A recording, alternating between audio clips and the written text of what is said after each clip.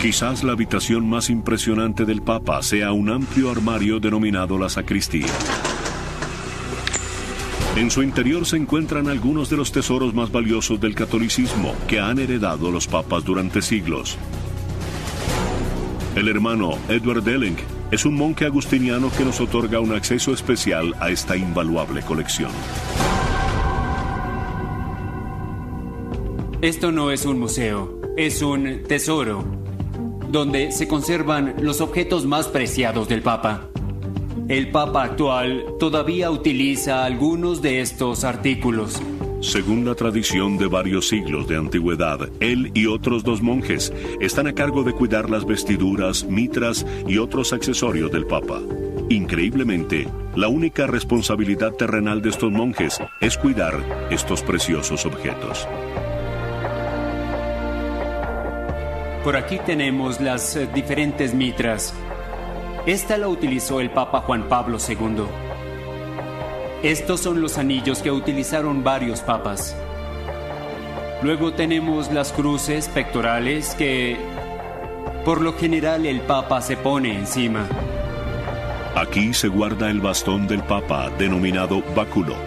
El Papa Benedicto lo utiliza en las procesiones más importantes. No es para caminar, es el símbolo de su autoridad y de su poder espiritual.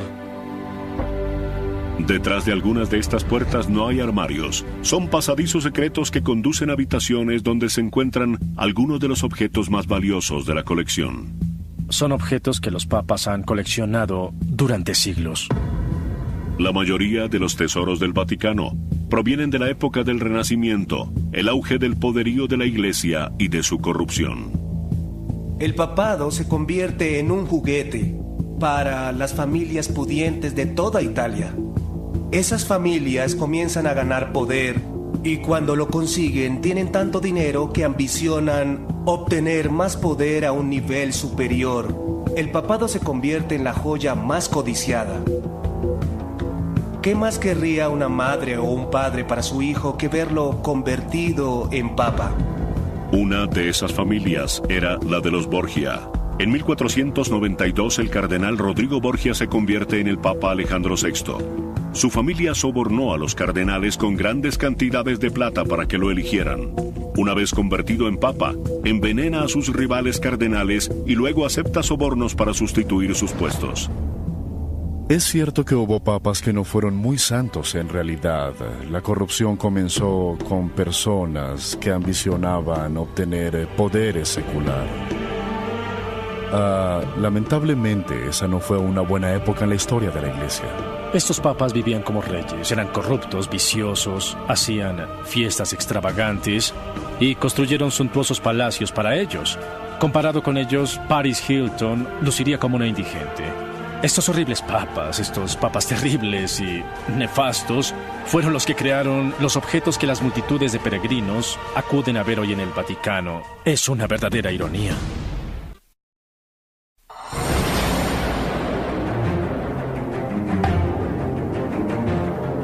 En el interior del Vaticano se encuentra una habitación.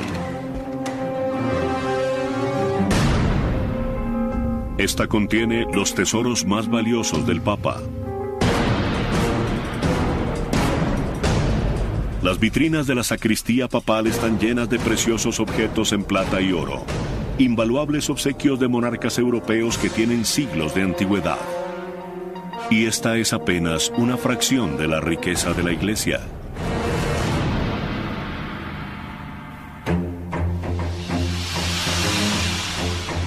Tomen en cuenta los tesoros sagrados que están dentro de la Basílica de San Pedro, o las miles de irreemplazables obras de arte en el interior de los museos del Vaticano. Los objetos que se exhiben en el Vaticano son apenas la mitad de lo que había. Reyes y generales, así como bárbaros, saquearon objetos en el transcurso de los siglos. Imaginen si estuviera todo. Solo la Capilla Sixtina tiene un valor estimado de $800 millones. Estos tesoros visibles nos hacen preguntarnos a cuánto asciende la riqueza del Vaticano. La respuesta es complicada.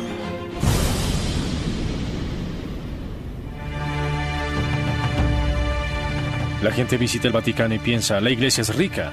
Pero muchos de esos objetos son obras de arte sacro. No se pueden robar una pintura del Vaticano y venderla, ni ofrecerla en eBay. Son piezas invaluables. El fastuoso arte que vemos en el Vaticano se originó en el auge del poderío del papado durante el Renacimiento.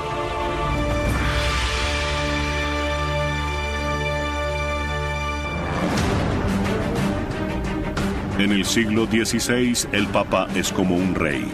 Gobierna sobre un amplio territorio denominado los Estados Pontificios. Es el mayor terrateniente de Italia. De esta manera el papado deja de lado su autoridad espiritual para convertirse en una autoridad terrenal. Los papas recaudan impuestos, utilizan ejércitos para confiscar las riquezas de sus enemigos y acumulan fortunas imponiendo su autoridad como reyes. Las riquezas que acumulan les permiten crear los monumentos más apreciados del Vaticano. La Basílica de San Pedro, el techo de la Capilla Sixtina, las estancias de Rafael e incluso el Palacio Apostólico, todos creados durante el siglo XVI por estos papas pudientes. Desde luego, todo eso fue arrasado en el siglo XIX.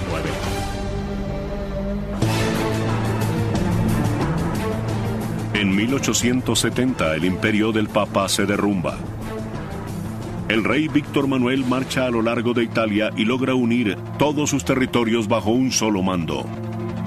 Por primera vez, desde los días del Imperio Romano, Italia está unida. Forzaron al Papa y a las fuerzas papales a retirarse a la ciudad de Roma y luego, algunos años después, a las 44 hectáreas del estado de la Ciudad del Vaticano que conocemos en la actualidad. Víctor Manuel es aclamado como el padre de la Italia moderna, pero para el papado es un desastre. El Papa, quien gobierna toda Italia central, se retira en el interior de los muros del Vaticano. Le han arrebatado todas sus tierras y sus ingresos fiscales. El Papa estaba prisionero dentro del Vaticano. Había gobernado el mundo conocido. Todo terminó. Aunque parezca increíble, a principios del siglo XX el Vaticano estaba en bancarrota. Finalmente, en 1929, Italia acuerda permitirle al Vaticano constituirse como un país independiente y le paga al Papa $92 millones. 1.100 millones de dólares actuales como compensación por la pérdida de los estados pontificios. Con ese capital inicial y las donaciones de católicos en todo el mundo, el Vaticano comienza a recuperar sus finanzas. Entonces, ¿cuánto dinero tiene el Vaticano actualmente?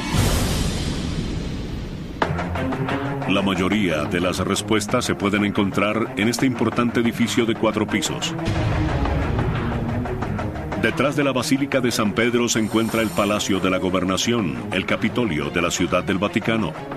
Sus enormes puertas casi nunca se abren para quienes no sean empleados oficiales del Vaticano.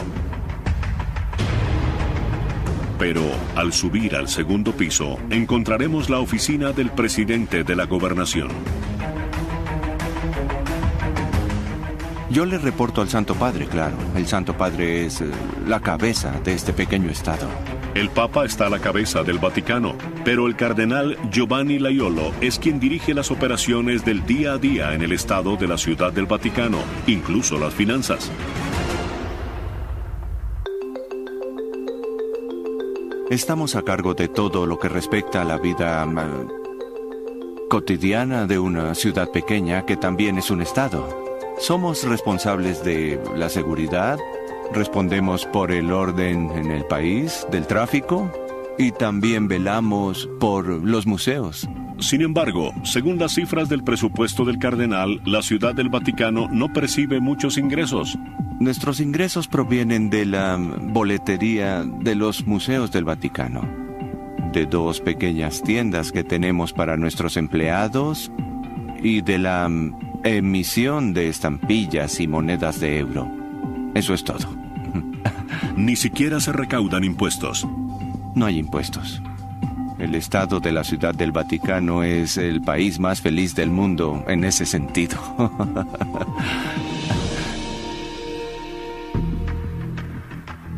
Quizás el cardenal deba pensar en algún impuesto. Según el presupuesto del año 2009, los gastos de la Iglesia Católica alrededor del mundo fueron de 320 millones de dólares y solo obtuvo 315 millones de dólares en ingresos. En los últimos 2 años hemos tenido déficit. El hecho de que su presupuesto esté en rojo no implica que el Vaticano no tenga dinero. El verdadero secreto de la riqueza del Vaticano se halla aquí, en esta antigua torre de piedra.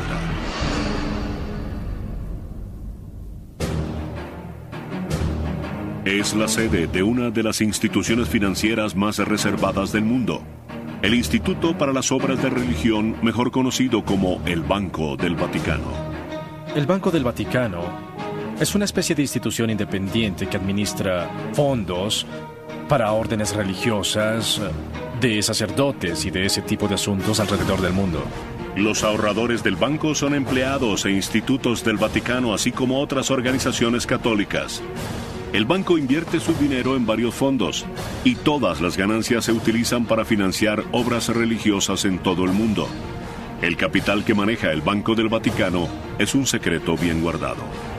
Nadie sabe cuántos miles de millones de dólares están depositados en el Banco del Vaticano. En 1994, un funcionario del banco reveló que había alrededor de 4.000 millones de dólares en depósitos y quizá otros 1.000 millones en capital circulante. Pero son meras conjeturas.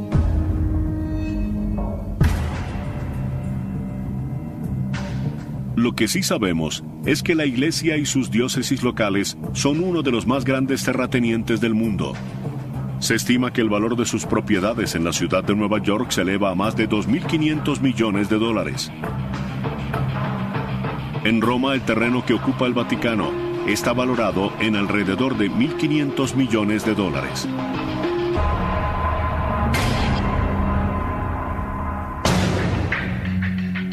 Pero el Vaticano no va a vender todas las iglesias católicas en el mundo y no puede obtener grandes ganancias de las obras de arte sacro que se encuentran en sus basílicas y museos.